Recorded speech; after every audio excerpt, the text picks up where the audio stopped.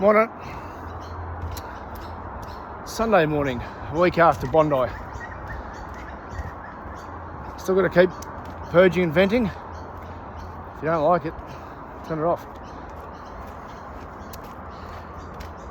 Put something on the table about Anthony Albanese. And I bet you don't know where I'm going with this. Immediately post October 7, and a reminder October 8, this is 2023 of course, when 1,200 Jews were targeted for being Jews in a functioning democracy, which meant if you're at a music festival in the wrong place at the wrong time in Israel, or you're living in a kibbutz around the corner, you got slaughtered. But it's exactly the same dynamics as what happened in Bondi. Functioning democracy, Jews targeted for being Jews, and slaughtered. So October 8, there's a parade of scum who go to the Opera House and chant, well, the argument is gas the Jews, was it F the Jews, was it where's the Jews? And of course, part of the nitpicking and the unravelling, the type that Laura Tingle did during the week that I mentioned, you know, was it really that bad? Is it really about religion? Started. And Anthony Albanese that week put on a yarmulke that I don't wear. I would if I was at a synagogue. Put on a yarmulke because it's a sign of respect. Went to the St Kilda synagogue and paid his respects to the community. And did it publicly. Now that took courage. That actually took leadership, and it made a statement. Right? Courage, leadership, made a statement. If you were in any way connected to the Jewish community and you saw that, you thought, well, that's what an Australian Prime Minister should do and did do. Well done, fantastic. And since then, not much. Not much at all, unfortunately.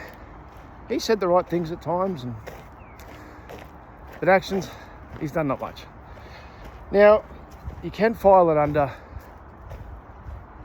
never be surprised at politicians playing politics, which of course applies to not just both sides, but which is probably an old term now, any side, any politician. They play politics, it's what got them in there. And if they've had any degree of success, and Anthony Albanese's been a career politician who's got to become Prime Minister, which would be a success in anyone's book, you play politics. And I've got zero doubt he is a very decent man. 8 days ago, I can use my racing parlance, he was unbackable favourite to become the next Prime Minister, to retain his position.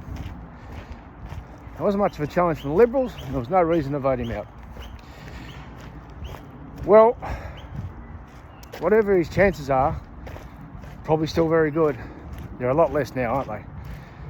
Because unfortunately for Mr. Albanese, despite, like I said, zero doubts, he's a very decent man, he's got nothing to point to since the time he visited a shul, put a yarmulke on.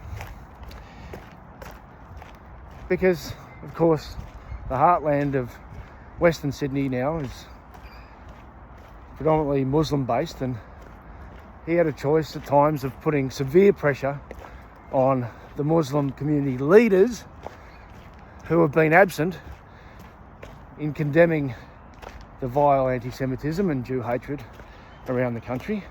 As I mentioned, Waleed Ali, head man of the project,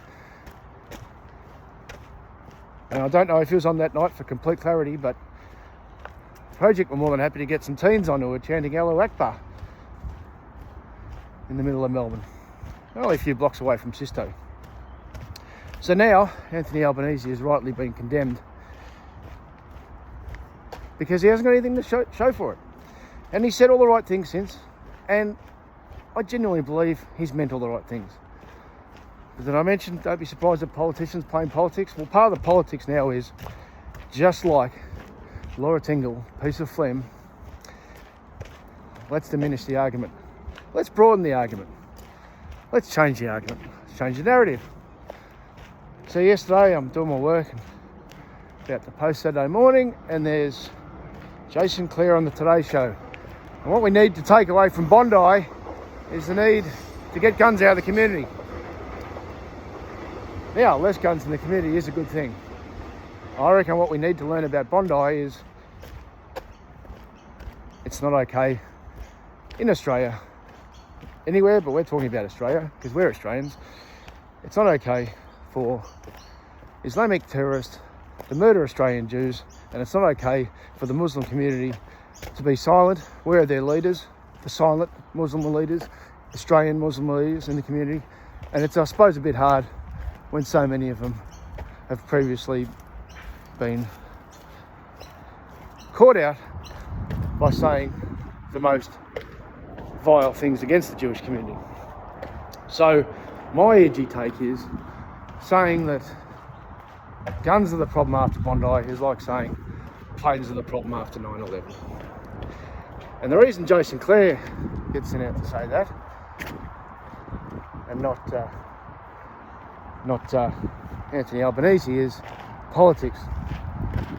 You get the lackeys, and it doesn't matter who you are as a government minister. If you're a government minister and you're not the main man, you're a lackey. You get the minors to say those things, so it can't be held against the main man or person or woman, assuming there's still two genders. So we need to stop this minimisation narrative, this unravelling narrative, this nitpicking narrative. There is only one narrative. The narrative is it's not okay for Muslims to randomly kill Jews in the streets in Australia. And those Jews were Australians.